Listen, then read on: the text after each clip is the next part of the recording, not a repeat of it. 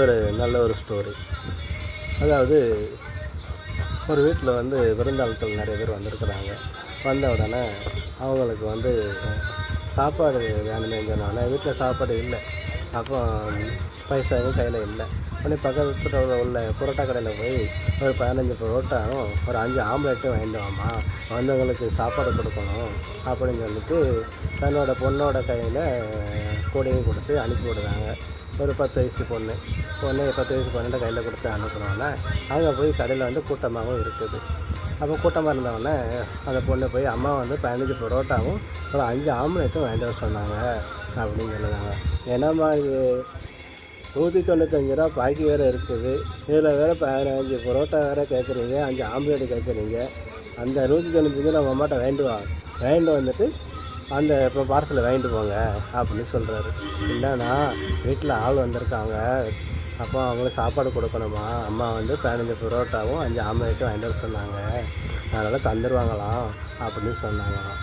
உடனே என்னம்மா சொன்னதே சொல்லிக்கிட்டு இருக்கிற, இவ்வளோ கூட்டம் வேறு வந்துக்கிட்டு இருக்குது, என்னவா அது அப்படின்னு சொல்லிட்டு சத்தம் போட்டுட்டு எல்லோரும் வேடிக்கை பார்த்துக்கிட்டு இருக்கிறாங்க. அந்த பொண்ணை பக்கத்தில் உள்ள வந்தவங்க சாப்பிட வந்தாங்க, எல்லோரும் நின்று பார்க்குறாங்க. அந்த பொண்ணுக்கும் ஒரு மாதிரியாகவே இருக்குது.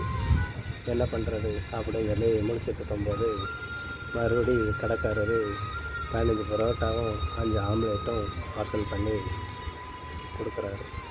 கொடுக்கும்போது பக்கத்தில் ஏற்கனவே பார்சல் வாங்க வந்தவங்க கேட்குறாங்க, ஏற்கனவே அவங்க 195 ரூபா தரணும்னு சொல்லி சத்தம் போடுறீங்க, மறுபடியும் நீங்களே கொடுக்குறீங்க, இது எப்படிண்ணா அப்படின்னு சொல்லி கேட்குறாங்க. அதுக்கு அவர் சொல்கிறாரு, அதாவது பைசா திருப்பி வந்துச்சுன்னா அது லாப கணக்கு, பைசா திருப்பி வரல அப்படின்னா அது புண்ணிய கணக்கு, அதனால் எனக்கு ஒன்றும் கிடையாது இதில் அப்படின்னு சொல்லி பெருமையாக சொன்னாங்க. அப்போது இதிலிருந்து என்ன தெரியுதுன்னா, இந்த பிரபஞ்சத்தில் இன்னும் நல்லவர்கள் இருக்கத்தான் செய்கிறார்கள். அதை நிரூபிப்பதற்கு இந்த ஒரு விழிப்புணர்வு கதையை உங்கள் முன் வைக்கிறேன். நன்றி.